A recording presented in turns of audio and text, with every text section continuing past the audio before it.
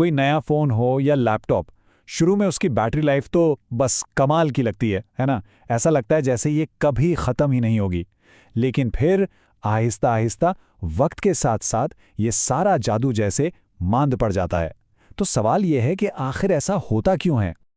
ये एक ऐसी परेशानी है जिसका सामना हम सबको होता है। आज हम इसी सवाल की तह तक पहुंचेंगे और जानेंगे कि आखिर वो कौन सी वजूहात हैं जो हमारे महंगे गैजेट्स की बैटरी लाइफ को वक्त के साथ साथ कमज़ोर कर देती हैं।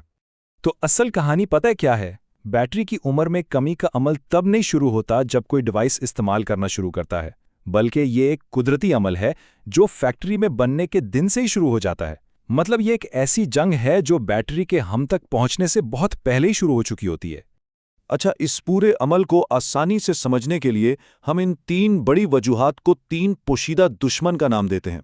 यही वो कुव्वतें हैं जो बिल्कुल चुपके से हमारी बैटरी की जान निकालती रहती हैं। तो आइए एक एक करके इन दुश्मनों को बेनकाब करते हैं। हमारा जो पहला दुश्मन है ना, वो सीधा बैटरी की तवानाई ज़ख़ीरा करने की सलाहियत पर हमला करता है। उसे कहते हैं कैपेसिटी लॉस, या अगर हम अपनी ज़बान में कहें तो सिकुड़ता हुआ टैंक। तो ये रॉक कंटेंट आखिर है क्या? ज़रा सोचें कि बैटरी एक एनर्जी का टैंक है। वक्त के साथ साथ इस टैंक में नाकारा मवाद जमा होना शुरू हो जाता है, बिल्कुल जैसे पत्थर या चट्टानें। ये रॉक कंटेंट कोई तवानाई ज़ख़ीरा नहीं कर सकता, जिसकी वजह से एनर्जी रखने की जो असल जगह है वो हमेशा के लिए कम हो जाती है। जब बैटरी बिल्कुल नई होती है तो उसमें यह रॉक कंटेंट ना होने के बराबर होता है। तकरीबन पूरा टैंक ही दस्तयाब तवानाई यानी यूजेबल एनर्जी से भरा होता है, और यही वजह है कि नए फ़ोन या लैपटॉप की बैटरी इतनी देर तक चलती है। लेकिन वक्त के साथ होता यह है कि जैसे जैसे बैटरी पुरानी होती जाती है, ये रॉक कंटेंट बढ़ता जाता है और एनर्जी ज़ख़ीरा करने की जगह कम होती जाती है। और ये एक ऐसा नुकसान है जो कभी ठीक नहीं हो सकता। एनर्जी का टैंक हमेशा के लिए छोटा हो जाता है।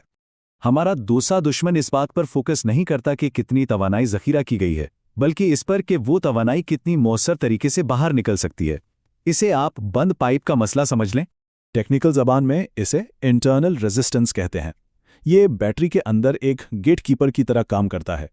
जब ये रेजिस्टेंस कम होती है तो एनर्जी आसानी से बहती है, लेकिन जब ये बढ़ जाती है तो ये एनर्जी के बहाव में एक बड़ी रुकावट बन जाती है। इसको ऐसे समझें, कम रेजिस्टेंस का मतलब है एक पूरी तरह खुला हुआ नल जहां से पानी तेजी से बहता है। वहीं ज्यादा रेजिस्टेंस एक तकरीबन बंद नल की तरह है जहां टैंक भरा होने के बावजूद पानी को बाहर निकलने में मुश्किल पेश आ रही है। और असल मसला यहीं से शुरू होता है। जब फ़ोन कोई भारी काम करता है जैसे गेमिंग या वीडियो रिकॉर्डिंग और उसे ज़्यादा पावर चाहिए होती है, तो ये हाई रेजिस्टेंस वोल्टेज को अचानक गिरा देती है। फ़ोन को लगता है कि बैटरी ख़त्म हो गई और वो बंद हो जाता है। हालांकि बैटरी में एनर्जी अभी भी मौजूद होती है, बस वो ज़रूरत के मुताबिक तेज़ी से बाहर नहीं निकल पाती। अब चलते हैं अपने तीसरे और सबसे शातिर दुश्मन की तरफ। ये वो दुश्मन है जो तब भी बैटरी ख़त्म करता है जब डिवाइस इस्तेमाल भी ना हो रही हो। ये एक सुस्त लेकिन मुसलसल चलने वाला लीक है। इसे कहते हैं सेल्फ डिस्चार्ज, और ये कोई खराबी नहीं है बल्कि हर बैटरी की एक फितरी खासियत है। ये एक ऐसा लीक है जिसे पूरी तरह रोका तो नहीं जा सकता, हाँ, लेकिन इसकी रफ्तार को कम ज़रूर किया जा सकता है। हर बैटरी की कसम में ये लीक मुख्तलिफ रफ्तार से होता है।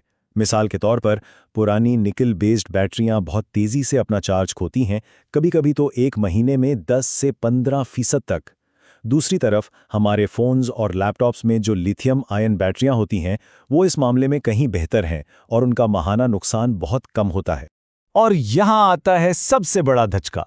जब एक लिथियम आयन बैटरी पूरी 100% चार्ज हो और इसे किसी गर्म जगह पे छोड़ दिया जाए, मसलन गर्मी में गाड़ी के अंदर, तो उसका सेल्फ डिस्चार्ज आसमान पर पहुंच जाता है। वो एक महीने में अपनी 35% तक एनर्जी खो सकती है, और ये बैटरी की सेहत को मुस्तकिल तौर पर तबाह करने के लिए काफ़ी है। तो अब जब हम इन तीनों दुश्मनों को जान चुके हैं, सवाल यह है कि क्या हम इनका मुकाबला कर सकते हैं? जवाब है हाँ, उन्हें हराकर नहीं, बल्कि इनकी रफ्तार सुस्त करके। और इसका राज है बैटरी को इसके स्वीट जोन में रखना। ये बात सीधी मसले की जड़ तक पहुंचती है। बैटरियों को एक्सट्रीम्स यानी इंतहा बिल्कुल पसंद नहीं है। इन्हें ना तो बिल्कुल जीरो पर जाना अच्छा लगता है और ना ही हर वक्त 100% पर रहना। यही वो चीज़ है जो बैटरी पर सबसे ज़्यादा स्ट्रेस डालती है। तो बैटरी की उम्र लंबी करने के लिए सबसे बेहतरीन हिकमत अमली यही है कि उसे उसके कंफर्ट जोन में रखा जाए जहां स्ट्रेस सबसे कम हो। तो ये स्वीट जोन है क्या? वो है 30% से 80% के दरमियान। जी हाँ, ये वो जादुई रेंज है जहां बैटरियां सबसे ज्यादा खुश और सेहतमंद रहती हैं।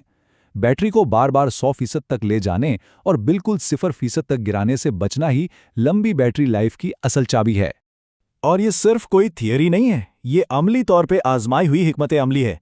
इलेक्ट्रिक गाड़ियां जैसे टेस्ला और यहाँ तक कि खला में गर्दिश करते सैटेलाइट्स भी अपनी बैटरियों की उम्र बढ़ाने के लिए यही उसूल इस्तेमाल करते हैं। उनके सिस्टम्स बैटरी को हमेशा इसी 30 से 80% वाले स्वीट जोन में रखने की कोशिश करते हैं। तो आखिर में सवाल सिर्फ एक है, जब भी कोई डिवाइस चार्ज पर लगाई जाती है तो ये एक फैसला होता है, क्या मकसद सिर्फ अगले चंद घंटों के लिए 100% चार्ज करना है या फिर आने वाले सालों के लिए बैटरी की सेहत को बचाना है? ये इंतखाब हर एक का अपना है।